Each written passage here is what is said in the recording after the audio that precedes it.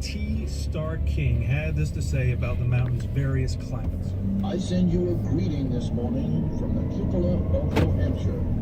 If perchance you are suffering from the heat when this message reaches you, let your eyes cool themselves by reading that just outside the Tip-Top House, the mercury is at 34 degrees. The ride from the Glen was very easy. It was indeed by climate as well as ridges.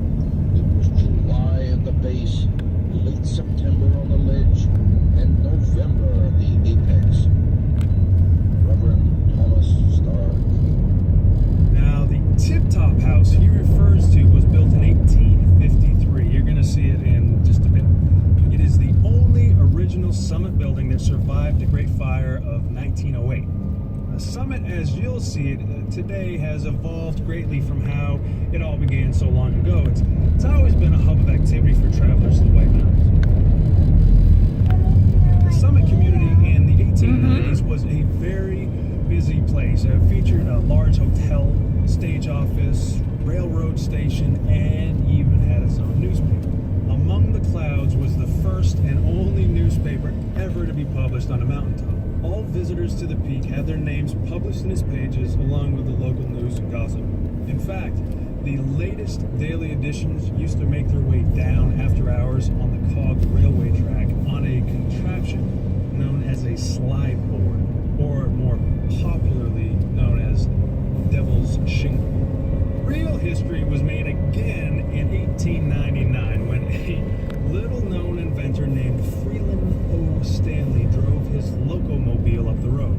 He did it for publicity, hoping to build a name for his fledgling company. Stanley began his expedition from Newton, Massachusetts, with a goal of finishing on the top of Mount Washington. Now, the automotive age was dawning, and on August 31st, 1899, a lengthy little vehicle looking like a horse-drawn buggy without a horse 5,580 feet. became the first motor car to climb the mountain. As noted in Flora Stanley's account of the adventure, their journey received more laughter than laurels, as motor vehicles were still a virtually unknown sight to the general public. The amazed responses of the folks in each village they passed through, combined with the success of the Mount Washington ascent, proved the value of this well-conceived publicity stunt. But few realized that Stanley's vehicle was the first of many that would follow, and that a new age had begun. Even F.E. Stanley himself, F.O. Stanley's twin brother and partner, wasn't sure of what the new invention would be capable of. As expressed in an 1897 letter to his wife after one of their horseless carriages nearly caused an accident in town. I wrote you some time ago about motor carriages. Well, I am building one. I'm making all the plans, and it will weigh 350 pounds, and it will be 4 inches wider and 5 inches longer than our best buggy was. It will cost me about $500, and it will not be afraid of a steamroller, and will have no bad habits.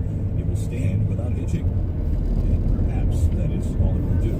Well, as history had shown us, it did do more than stand still, as did the Stanley brothers, who went on to create the still famous Stanley Steamer.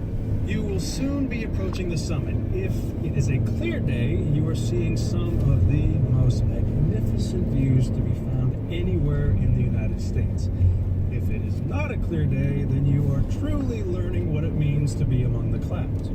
Now, you've already passed the Horn, Oh My God Curve, the Cragway, Cow Pasture, Mother-in-Law's Drop, and Home Stretch. In any case, the Summit community welcomes you. Take the time to visit the historic Tip-Top House, which holds the record as the oldest Summit building, standing since 1853.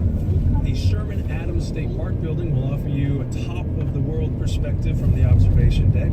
Hot meals and restrooms are inside. While there, wander through the Mount Washington Observatory Museum and gift shop downstairs for a look at some rare mementos of the past. And if you only see one thing, be sure to stop at the historic Summit Stage Office, which is where the observers huddled while measuring the world's highest recorded wind, 231 miles per hour in 1934. You won't have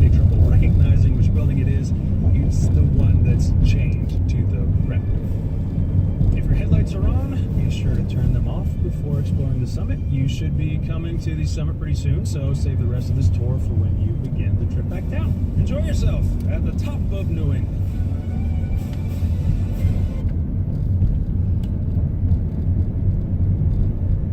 Mama, how high are we right now? Daddy, are we at 6,000 yet, Mama? Yes, we are.